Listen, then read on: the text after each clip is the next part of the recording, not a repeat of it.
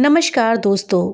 सत्यनारायण पूजा भारत की सबसे लोकप्रिय पूजाओं में से एक है। ये उन कुछ पूजाओं में से एक है जिन्हें साल भर बिना किसी विशेष समय या अवधि की पाबंदी के किया जा सकता है। सत्यनारायण स्वामी पूजा के बारे में लोगों के बीच में अक्सर कुछ सवाल पूछे जाते हैं, जैसे कि सत्यनारायण स्वामी आखिर है कौन और इनकी पूजा की विधि क्या है, इनकी पूजा हमें कब करनी चाहिए और कैसे करनी चाहिए। तो दोस्तों, आज इस वीडियो में हम इन सभी सवालों के जवाब जानेंगे, साथ ही सत्यनारायण भगवान की कथा भी सुनेंगे। इन सभी सवालों के जवाब जानने के लिए और श्री सत्यनारायण भगवान की कथा को सुनने के लिए वीडियो में हमारे साथ अंत तक बने रहिएगा, जिससे कि आपको सही और सटीक जानकारी प्राप्त हो पाए, साथ ही श्री सत्यनारायण स्वामी का आशीर्वाद मिल पाए। दोस्तों, सबसे पहले जानते हैं कि श्री सत्यनारायण स्वामी आखिर हैं कौन। सत्यनारायण स्वामी भगवान विष्णु के अवतार हैं। संस्कृत में सत्य का अर्थ है सत्य और नारायण पृथ्वी पर भगवान विष्णु के जुड़वा भाई का रूप हैं। नारायण का अर्थ सर्वोच्च सत्ता भी है। सत्यनारायण का अर्थ है सर्वोच्च सत्ता, जो सत्य का साक्षात स्वरूप है। लोग अपने करियर और व्यवसाय में सफलता और आशीर्वाद पाने के लिए भगवान सत्यनारायण की पूजा करते हैं। सत्यनारायण पूजा पूर्णिमा के दिन की जा सकती है। एकादशी के दिन भी व्रत करना बहुत शुभ होता है। आमतौर पर एकादशी पूर्णिमा के बाद 11वें दिन पड़ती है। सत्यनारायण पूजा घर खरीदने, नए घर में प्रवेश करने, संपत्ति खरीदने, नया व्यवसाय शुरू करने, नौकरी पाने, घर में विवाह होने या संतान की प्राप्ति जैसी सफलताओं के लिए भी की जा सकती है। ये पूजा आमतौर पर प्रतिकूल परिस्थितियों को दूर करने और दैवीय सहायता से किसी भी कठिनाई को पार करने के लिए की जाती है।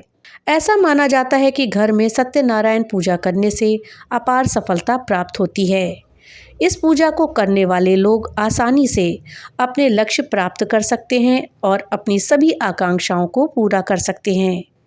इस पूजा में भाग लेने से व्यक्ति के शारीरिक और मानसिक स्वास्थ्य में भी सुधार होता है। कुछ लोगों का मानना है कि इस पूजा से परिवार की समृद्धि बढ़ती है। यही कारण है कि नवविवाहित जोड़े इस पूजा को करते हैं।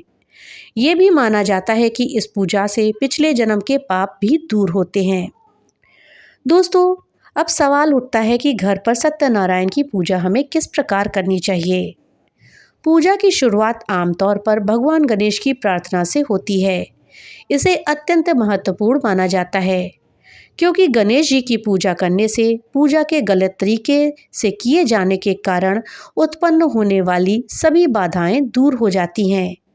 इस पूजा का अगला चरण नवग्रहों, उनके साथियों और 8 दिक्पालकों का आवाहन करना है।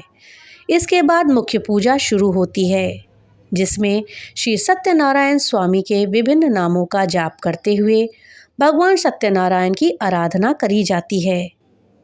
एक अन्य महत्वपूर्ण भाग सत्यनारायण कथा का पाठ है। ये कथा पूजा की उत्पत्ति, इसके लाभों, पूजा न करने पर होने वाली विपत्तियों और अनुष्ठानों व प्रसाद के महत्व पर बल देती है और अंत में आरती और पुष्प प्रसाद के साथ पूजा समाप्त होती है। दोस्तों, अब आइए जल्दी से हम सत्यनारायण पूजा से होने वाले लाभों को भी जान लेते हैं। ये कथा व्यक्ति के परिवार में शांति, सद्भाव और समृद्धि प्रदान करती है। ये बुरी नज़र, शत्रुओं और नकारात्मक ऊर्जा से रक्षा करती है और लोगों को जीवन में आने वाली किसी भी बाधा को दूर करने में मदद करती है या उन्हें अपने सपनों को साकार करने में भी सहायता करती है। दोस्तों, ये थी सत्यनारायण कथा के विषय में जानकारी। अब आइए हम श्री सत्यनारायण भगवान की कथा को पूरी श्रद्धा के साथ सुनते हैं। बोलो श्री सत्यनारायण भगवान की जय। श्री सत्यनारायण भगवान जी की कथा का प्रथम अध्याय। व्यास जी ने कहा, एक समय की बात है, नैमिषारण्य तीर्थ में शौनकादि 88,000 ऋषियों ने पुराण वेत्ता श्री सूत जी से पूछा, हे सूत जी, इस कलयुग में वेद विद्या रहित मनुष्यों को प्रभु भक्ति किस प्रकार मिलेगी और उनका उद्धार कैसे होगा। हे मुनिश्रेष्ठ, कोई ऐसा व्रत या तप कहिए जिसको करने से थोड़े ही समय में पुण्य की प्राप्ति हो और मनोवांछित फल भी मिले। हमारी प्रबल इच्छा है कि हम ऐसी कथा सुने। सर्वशास्त्र ज्ञाता श्री सूत जी ने कहा, हे वैष्णव में पूज्य, आप सबने प्राणियों के हित की बात पूछी है। अब मैं उस श्रेष्ठ व्रत को आपसे कहूँगा जिसे नारद जी के पूछने पर लक्ष्मी नारायण भगवान ने उन्हें बताया था। कथा इस प्रकार है, आप सभी सुने। एक समय देवर्षि नारद जी दूसरों के हित की इच्छा से सभी लोकों में घूमते हुए मृत्यु लोक में आ पहुँचे। यहाँ अनेक योनियों में जन्मे प्रायः सभी मनुष्यों को अपने कर्म के अनुसार कई दुखों से पीड़ित देखकर उन्होंने विचार किया कि इस यत्न के करने से प्राणियों के दुखों का नाश होगा। ऐसा मन में विचार कर श्री नारद मुनि विष्णु लोक गए। वहाँ श्वेत वर्ण और 4 भुजाओं वाले देवों के ईश नारायण को, जिनके हाथों में शंख, चक्र, गदा और पद्म थे तथा वरमाला पहने हुए थे, देखकर स्तुति करने लगे। नारद जी ने कहा, हे भगवान, आप अत्यंत शक्ति से संपन्न हैं। मन तथा वाणी भी आपको नहीं पा सकती। आपका आदि मध्य अंत भी नहीं है। आप निर्गुण स्वरूप सृष्टि के कारण भक्तों के दुखों को नष्ट करने वाले हैं। आपको मेरा नमस्कार है। नारद जी से इस प्रकार की स्तुति सुनकर विष्णु जी बोले, हे मुनिश्रेष्ठ, आपके मन में क्या है? आपका किस काम के लिए यहाँ आगमन हुआ है? निसंकोच कहें। तब नारद मुनि ने कहा, मृत्यु लोक में सब मनुष्य जो अनेक योनियों में पैदा हुए हैं, अपने अपने कर्मों द्वारा अनेक प्रकार के दुखों से पीड़ित हैं। हे नाथ, अगर आप मुझ पर दया रखते हैं तो बताइए, उन मनुष्यों के सब दुख थोड़े से ही प्रयत्न से कैसे दूर हो सकते हैं? विष्णु भगवान ने कहा, हे नारद, मनुष्यों की भलाई के लिए तुमने ये बहुत ही अच्छा प्रश्न किया है। जिस व्रत को करने से मनुष्य मोह से छूट जाता है, वो व्रत मैं तुमसे कहना चाहता हूँ। बहुत पुण्य देने वाला, स्वर्ग तथा मृत्यु दोनों में दुर्लभ एक उत्तम व्रत है, जो आज मैं प्रेमवश होकर तुमसे कहता हूँ।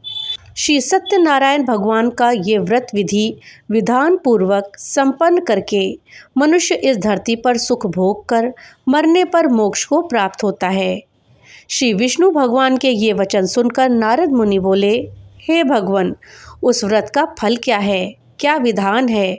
इससे पूर्व ये व्रत किसने किया है और किस दिन ये व्रत करना चाहिए? कृपया मुझे विस्तार से बताइए। श्री विष्णु ने कहा, हे नारद, दुख, शोक आदि दूर करने वाला ये व्रत सब स्थानों पर विजयी करने वाला है। भक्ति और श्रद्धा के साथ किसी भी दिन मनुष्य श्री सत्यनारायण भगवान की संध्या के समय ब्राह्मणों और बंधुओं के साथ धर्मपरायण होकर पूजन करे। भक्ति भाव से नैवेद्य, केले का फल, शहद, घी, शक्कर या गुड़, दूध और गेहूं का आटा सवाया लें। इन सबको भक्ति भाव से भगवान को अर्पण करें। बंधु बांधवों सहित ब्राह्मणों को भोजन कराएं। इसके पश्चात स्वयं भोजन करें। रात्रि में नृत्य, गीत आदि का आयोजन कर श्री सत्यनारायण भगवान का स्मरण करते हुए समय को व्यतीत करें। कलिकाल में मृत्यु लोक में यही एक लघु उपाय है, जिससे अल्प समय और अल्प धन में महान पुण्य की प्राप्ति हो सकती है। श्री सत्यनारायण भगवान जी की कथा का प्रथम अध्याय समाप्त। बोलो सत्यनारायण भगवान की जय। श्री सत्यनारायण भगवान जी की कथा का द्वितीय अध्याय। सूत जी ने कहा, हे ऋषियों, जिन्होंने पहले समय में इस व्रत को किया है, उनका इतिहास कहता हूँ, आप सब ध्यान से सुने। सुंदर काशीपुरी नगरी में एक अत्यंत निर्धन ब्राह्मण रहता था। वो ब्राह्मण भूख और प्यास से बेचैन होकर पृथ्वी पर घूमता रहता था। ब्राह्मणों से प्रेम करने वाले श्री विष्णु भगवान ने ब्राह्मण को देखकर एक दिन बूढ़े ब्राह्मण का रूप धारण करके निर्धन ब्राह्मण के पास जाकर आदर से पूछा, हे विप्र, तुम नित्य ही दुखी होकर पृथ्वी पर क्यों घूमते हो? हे श्रेष्ठ ब्राह्मण, ये सब मुझसे कहो, मैं सुनना चाहता हूँ। दरिद्र ब्राह्मण ने कहा, मैं निर्धन ब्राह्मण हूँ। भिक्षा के लिए पृथ्वी पर फिरता हूँ। हे भगवान, अगर आप इससे छुटकारा पाने का कोई उपाय जानते हैं तो कृपया करके मुझे बताएं। वृद्ध ब्राह्मण का रूप धारण किए श्री विष्णु भगवान ने कहा, हे ब्राह्मण, श्री सत्यनारायण भगवान मनवांछित फल देने वाले हैं, इसलिए तुम उनका पूजन करो। इससे मनुष्य सब दुखों से मुक्त हो जाता है। दरिद्र ब्राह्मण को व्रत का सारा विधान बताकर बूढ़े ब्राह्मण का रूप धारण करने वाले श्री सत्यनारायण भगवान अंतर ध्यान हो गए। जिस व्रत को वृद्ध ब्राह्मण ने बताया है, मैं उसको अवश्य करूँगा, ये निश्चय करके वो दरिद्र ब्राह्मण घर चला गया। परंतु उस रात्रि उस दरिद्र ब्राह्मण को नींद नहीं आई। अगले दिन वो जल्दी उठा और श्री सत्यनारायण भगवान का व्रत करने का निश्चय करके भिक्षा मांगने के लिए चल दिया। उस दिन उसको भिक्षा में बहुत सारा धन मिला, जिससे उसने पूजा का कुछ सामान खरीदा और घर आकर अपने बंधु बांधवों के साथ श्री भगवान सत्यनारायण का व्रत किया। इसको करने से वो दरिद्र ब्राह्मण सभी दुखों से छुटकारा पा करके अनेक प्रकार की संपत्तियों से युक्त हो गया। तभी से वो विप्र हर मास व्रत करने लगा। इसी प्रकार सत्यनारायण भगवान के व्रत को जो शास्त्र विधि के अनुसार करेगा, वो सब पापों से छूटकर मोक्ष को प्राप्त होगा। आगे जो मनुष्य पृथ्वी पर श्री सत्यनारायण भगवान का व्रत करेगा, वो सब दुखों से छूट जाएगा। इस तरह नारद जी से सत्यनारायण भगवान का कहा हुआ व्रत मैंने तुमसे बताया। हे विप्र, अब आप और क्या सुनना चाहते हैं, मुझे बताएं। ऋषियों ने कहा, हे मुनीश्वर, संसार में इस विप्र से सुनकर किस किसने इस व्रत को किया, हम ये सुनना चाहते हैं। इसके लिए हमारे मन में श्रद्धा है। श्री सूत जी ने कहा, हे मुनियों, जिस जिस प्राणी ने इस व्रत को किया है उन सबकी कथा सुनो। एक समय वो ब्राह्मण धन और ऐश्वर्य के अनुसार बंधु बांधवों के साथ अपने घर पर व्रत कर रहा था। उसी समय एक लकड़ी बेचने वाला बूढ़ा व्यक्ति वहां आया। उसने सिर पर रखा लकड़ियों का गट्ठर बाहर रख दिया और विप्र के मकान में चला गया। प्यास से व्याकुल लकड़हारे ने विप्र को व्रत करते देखा। वो प्यास को भूल गया। उसने उस विप्र को नमस्कार किया और पूछा, हे विप्र, आप ये किसका पूजन कर रहे हैं? इस व्रत से आपको क्या फल मिलता है? कृपया करके मुझे बताएं। ब्राह्मण ने कहा, सब मनोकामनाओं को पूरा करने वाला ये श्री सत्यनारायण भगवान का व्रत है। इन्हीं की कृपा से मेरे यहाँ धन धान्य आदि की वृद्धि हुई है। विप्र से इस व्रत के बारे में जानकर वो लकड़हारा बहुत प्रसन्न हुआ। भगवान का चरणामृत ले और भोजन करने के बाद वो अपने घर को चला गया। अगले दिन लकड़हारे ने अपने मन में संकल्प किया कि आज गांव में लकड़ी बेचने से जो धन मिलेगा उसी से भगवान श्री सत्यनारायण का उत्तम व्रत करूंगा। मन में ऐसा विचार करके वो लकड़हारा लकड़ियों का गट्ठर अपने सिर पर रखकर जिस नगर में धनवान लोग रहते थे वहां गया। उस दिन उसे उन लकड़ियों के चौगुने दाम मिले। वो बूढ़ा लकड़हारा बहुत प्रसन्न होकर पके केले, शक्कर, शहद, घी, दूध, दही और गेहूं का चूर्ण इत्यादि श्री सत्यनारायण भगवान के व्रत की सभी सामग्री लेकर अपने घर आ गया। फिर उसने बंधु बांधवों को बुलाकर विधि विधान के साथ भगवान का पूजन और व्रत किया। उस व्रत के प्रभाव से वो बूढ़ा लकड़हारा धन, पुत्र आदि से युक्त हुआ और संसार के समस्त सुख को भोगकर बैकुंठ को चला गया। श्री सत्यनारायण भगवान जी की कथा का द्वितीय अध्याय समाप्त। बोलो श्री सत्यनारायण भगवान की जय। श्री सत्यनारायण भगवान जी की कथा का तृतीय अध्याय। श्री सूत जी ने कहा, हे मुनि श्रेष्ठ, अब एक और कथा कहता हूँ।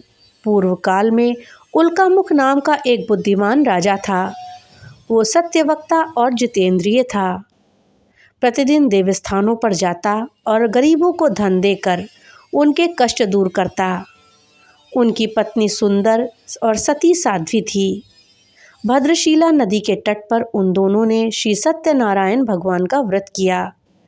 उस समय वहाँ साधु नामक एक वैश्य आया। उसके पास व्यापार के लिए बहुत सा धन था। राजा को व्रत करते देख उसने विनय के साथ पूछा, हे राजन, भक्ति युक्त चित्त से आप ये क्या कर रहे हैं? मेरी सुनने की इच्छा है, कृपया आप मुझे बताएं। महाराज उल्कामुख ने कहा, हे साधु वैश्य, मैं अपने बंधु बांधवों के साथ पुत्रादि की प्राप्ति के लिए महाशक्तिमान श्री सत्यनारायण भगवान का व्रत और पूजन कर रहा हूँ। राजा के वचन सुनकर साधु नामक वैश्य ने आदर से कहा, हे राजन, मुझे भी इसका विधान बताएं। मैं भी आपके कथानुसार इस व्रत को करूँगा। मेरे यहाँ भी कोई संतान नहीं है। मुझे विश्वास है कि इससे निश्चय ही मेरे घर में भी संतान होगी। राजा से सब विधान सुन व्यापार से निवृत्त हो वो वैश्य खुशी खुशी अपने घर आया।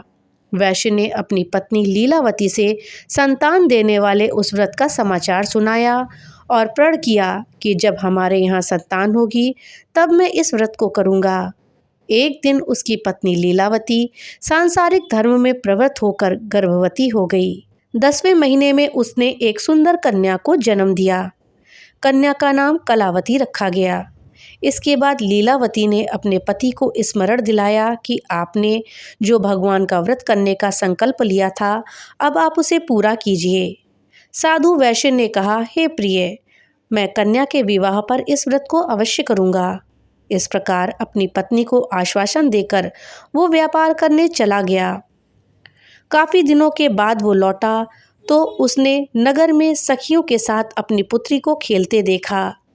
वैश्य ने तत्काल एक दूत को बुलाकर कहा कि उसकी पुत्री के लिए कोई सुयोग्य वर की तलाश करे। साधु नामक वैश्य की आज्ञा पाकर दूत कंचन नगर पहुंचा और उनकी लड़की के लिए एक सुयोग्य वणिक पुत्र ले आया। वणिक पुत्र को देखकर साधु नामक वैश्य ने अपने बंधु बांधवों सहित प्रसन्नचित्त होकर अपनी पुत्री का विवाह उसके साथ कर दिया।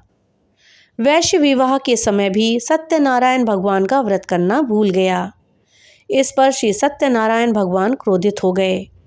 उन्होंने वैश्य को श्राप दिया कि तुम्हें दारुण दुख की प्राप्ति होगी। अपने कार्य में कुशल साधु नामक वैश्य अपने जामाता सहित नावों को लेकर व्यापार करने के लिए समुद्र के समीप स्थित रत्नसारपुर नगर में गया। दोनों ससुर जमाई चंद्रकेतु राजा के नगर में व्यापार करने लगे। एक दिन भगवान सत्यनारायण की माया से प्रेरित होकर एक चोर राजा का धन चुराकर भागा जा रहा था। राजा के दूतों को अपने पीछे आते देख चोरों ने घबराकर राजा के धन को उसी नाव में चुपचाप रख दिया जहां वे ससुर जमाई ठहरे थे। ऐसा करने के बाद वो भाग गए। जब दूतों ने उस साधु वैश्य के पास राजा के धन को रखा देखा तो ससुर जमाता दोनों को बांधकर ले गए और राजा के समीप जाकर बोले, हम ये दो चोर पकड़कर लाए हैं, कृपया बताएं कि इन्हें क्या सजा दी जाए। राजा ने बिना उन दोनों की बात सुने ही उन्हें कारागार में डालने की आज्ञा दे दी। इस प्रकार राजा की आज्ञा से उनको कठिन कारावास में डाल दिया गया और उनका धन भी छीन लिया गया। सत्यनारायण भगवान के श्राप के कारण साधु वैश्य की पत्नी लीलावती और पुत्री कलावती भी घर पर बहुत दुखी हुए। उनके घरों में रखा धन चोर ले गए। एक दिन शारीरिक और मानसिक पीड़ा और भूख प्यास से अत्यधिक दुखी होकर भोजन की चिंता में कलावती एक ब्राह्मण के घर गई। उसने ब्राह्मण को श्री सत्यनारायण भगवान का व्रत करते देखा। उसने कथा सुनी और प्रसाद ग्रहण करके रात को घर आई। माता ने कलावती से पूछा, हे पुत्री, तू अब तक कहाँ रही और तेरे मन में क्या है? कलावती बोली, हे माता, मैंने एक ब्राह्मण के घर में श्री सत्यनारायण भगवान का व्रत होते देखा है। कलावती के वचन सुनकर लीलावती ने सत्यनारायण भगवान के पूजन की तैयारी करी। उसने परिवार और बंधुओं सहित श्री सत्यनारायण भगवान का पूजन और व्रत किया और वर मांगा कि मेरे पति और दामाद शीघ्र ही घर वापस लौट आएं। साथ ही भगवान से प्रार्थना करी कि हम सबका अपराध क्षमा करें। श्री सत्यनारायण भगवान इस व्रत से संतुष्ट हो गए। उन्होंने राजा चंद्रकेतु को स्वप्न में दर्शन देकर कहा, हे राजन, जिन दोनों वैश्यों को तुमने बंदी बनाकर रखा है वो निर्दोष हैं। उन्हें प्रातः ही छोड़ दो, वरना मैं तेरा धन, राज्य, पुत्रादि सब कुछ नष्ट कर दूंगा। राजा से ऐसे वचन कहकर भगवान अंतर्ध्यान हो गए। प्रातःकाल राजा चंद्रकेतु ने सभा में सबको अपना स्वप्न सुनाया और सैनिकों को आज्ञा दी कि दोनों वणिक पुत्रों को कैद से मुक्त करके सभा में ले आया जाए। दोनों ने आते ही राजा को प्रणाम किया। राजा ने उनसे कहा, हे महानुभावों, तुम्हें भावी वश ऐसा कठिन दुख प्राप्त हुआ है। अब तुम्हें कोई भय नहीं है, तुम मुक्त हो। ऐसा कहकर राजा ने उनको नए नए वस्त्राभूषण पहनवाए और उनका जितना धन लिया था उससे दूना लौटा करके आदर सहित विदा किया। दोनों वैश्य अपने घर को चल दिए। श्री सत्यनारायण भगवान का तृतीय अध्याय समाप्त। बोलो सत्यनारायण भगवान की जय। श्री सत्यनारायण भगवान का चतुर्थ अध्याय। श्री सूत जी ने आगे कहा, वैश्य और उसके जमाई ने मंगलाचार करके यात्रा आरंभ करी और अपने नगर की ओर चल पड़े। उनके थोड़ी दूर आगे बढ़ने पर दंडी वेशधारी श्री सत्यनारायण भगवान ने उससे पूछा, हे साधु, तेरी नाव में क्या है? अभिमानी वणिक हंसता हुआ बोला, हे दंडी, आप क्यों पूछते हैं? क्या धन लेने की इच्छा है? मेरी नाव में तो बेल और पत्ते भरे हुए हैं। वैश्य का कठोर वचन सुनकर दंडी वेशधारी श्री सत्यनारायण भगवान ने कहा, तुम्हारा वचन सत्य हो। ऐसा कहकर वो वहां से कुछ दूर जाकर समुद्र के किनारे बैठ गए। दंडी महाराज के जाने के पश्चात वैश्य ने नित्य क्रिया से निवृत्त होने के बाद नाव को ऊंची उठता देखकर अचंभा किया और नाव में बेल पत्ते आदि देखकर मूर्छित होकर जमीन पर गिर गया। मूर्छा खुलने पर अत्यंत शोक प्रकट करने लगा। तब उसके जमाता ने कहा, आप शोक ना करें, ये दंडी महाराज का श्राप है, अतः उनकी शरण में ही चलना चाहिए, तभी हमारी मनोकामना पूरी होगी। जमाता के वचन सुनकर वो साधु नामक वैश्य दंडी महाराज के पास पहुंचा और भक्ति भाव से प्रणाम करके बोला, मैंने जो आपसे असत्य वचन कहे थे उसके लिए मुझे क्षमा करें। ऐसा कहकर वैश्य रोने लगा। तब दंडी भगवान बोले, हे वणिक पुत्र, मेरी आज्ञा से तुझे बार बार दुख प्राप्त हुआ है, तू मेरी पूजा से विमुख हुआ है। साधु नामक वैश्य ने कहा, हे भगवान, आपकी माया से ब्रह्मा आदि देवता भी आपके रूप को नहीं जान पाते, तब मैं अज्ञानी भला कैसे जान सकता हूँ?